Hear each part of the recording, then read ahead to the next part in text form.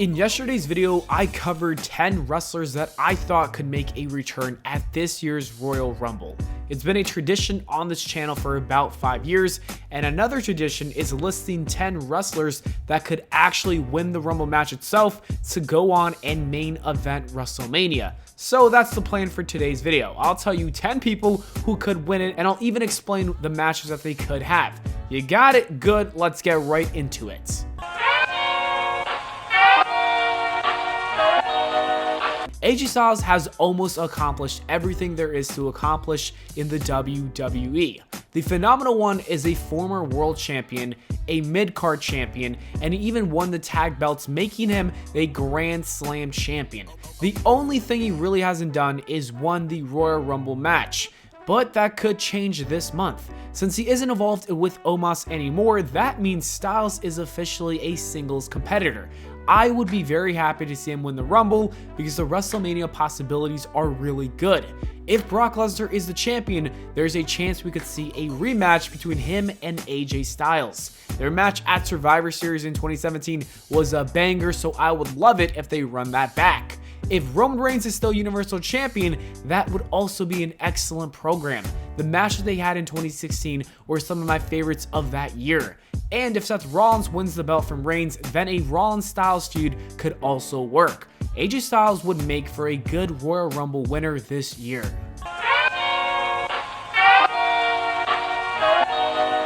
On the flip side, there's also a chance that OMOS wins the Royal Rumble after splitting up from AJ Styles. Even though he's clearly not ready to be in the ring, Vince McMahon is reportedly a huge fan of his work. It's most likely due to his larger-than-life size.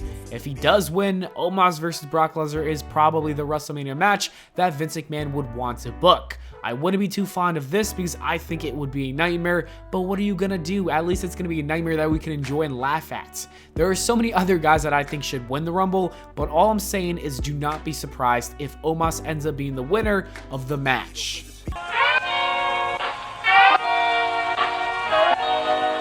Finn Balor being on this list does not make too much sense, but it does make a lot more sense if Seth Rollins is the winner of the Universal Championship match at the Royal Rumble.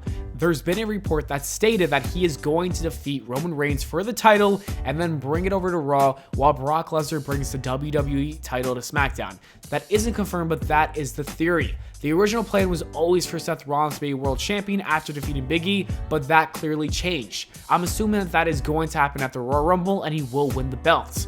With Rollins being the Universal Champion in this fantasy world, Finn Balor would be the perfect Royal Rumble winner. The Demon can come back and win the Rumble match to set up a match with Seth Rollins. This is the same story we saw in 2016, and this time Finn Balor can get that redemption and win back the title that he never lost at WrestleMania 38.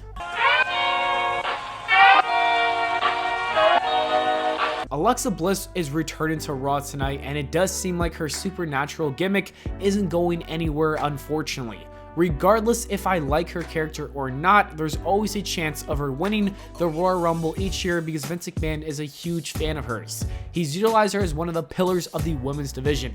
Outside of the 4 horsewomen, Alexa Bliss gets the most opportunities when it comes to the other women.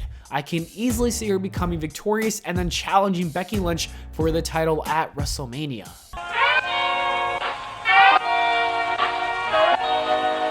Big E's title reign has been one of the most polarizing runs I've seen in a while. 50% of the people thought he was a great champion, while the other percent thought he was a terrible champion that should have lost the title a long time ago. I personally think it was a pretty decent run. I didn't hate it. However, him losing the belt was the right decision because WWE now has the opportunity to give him an even bigger moment. That involves him winning the Royal Rumble and winning back his championship. A match between Brock Lesnar and Big E would be absolutely fire. It would be sweet revenge and even some vengeance for his friend Kofi Kingston.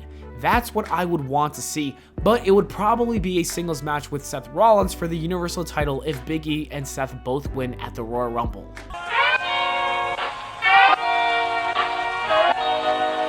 A recent report explained that Drew McIntyre is having his neck examined because it's been bothering him for months. The WWE is obviously hoping that it isn't anything too serious because they don't want to lose the former champion for a long period of time.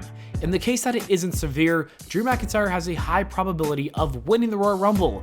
I think Drew wins the Rumble, Roman drops his title to Seth, and we get a triple threat WrestleMania title match. Brock versus Roman versus Drew for the WWE title.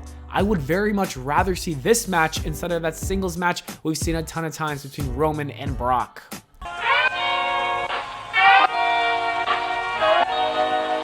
ASUKA has not been seen in 4 months, and as I said in my video yesterday, I believe she will return at the Royal Rumble. When she does come back, she has a good chance of winning it all. The WWE will then have 2 good options for WrestleMania if she does. ASUKA can face her old foe, Becky Lynch. The 2 had stellar matches in the past, and I'm sure they will have another good bout. But I think a match with Charlotte would be even better. They have more beef, and I'd be happy to see Asuka get her revenge from WrestleMania 34 and WrestleMania 35. And when I say WrestleMania 35, I mean the SmackDown before WrestleMania 35.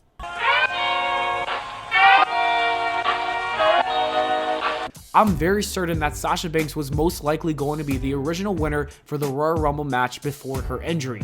It seemed like she was going to win that match and then restart a feud with Charlotte Flair for the SmackDown Women's title. I still think she has a great chance of winning the match despite the injury report, because as I said before, the WWE always exaggerates injuries, and this could be one of those cases. Even if she's really injured, it's possible, and I'm saying it's possible, that she could have a very limited role to win the Royal Rumble match. She could either enter at number 30 and sneak in an elimination that wins the match, or the WWE could even book her as the number 1 entrant, and that's where she hides under the ring the entire match or whatever, sneaks in at the last second and wins the match without doing any work.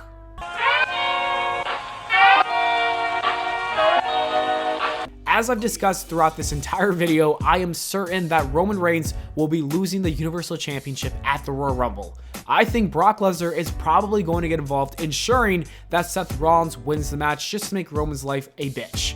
That means Roman Reigns will most likely enter the Royal Rumble right after and win that match, punching a ticket to wrestle Brock Lesnar for the WWE title at WrestleMania 38. It would be dope for him to take the number 1 spot and last the entire hour to prove that he's the best wrestler on the roster. That is what I see happening with the Men's Royal Rumble match.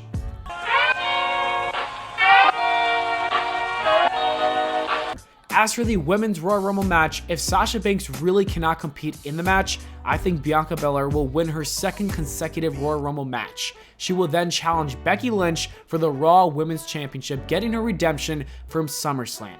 Bianca Belair and Roman Reigns are most likely this year's winners, and I think they would be good choices. Anyways, that's it for the video, guys. Thanks for watching. Leave a like, and I'll see you all in the next video.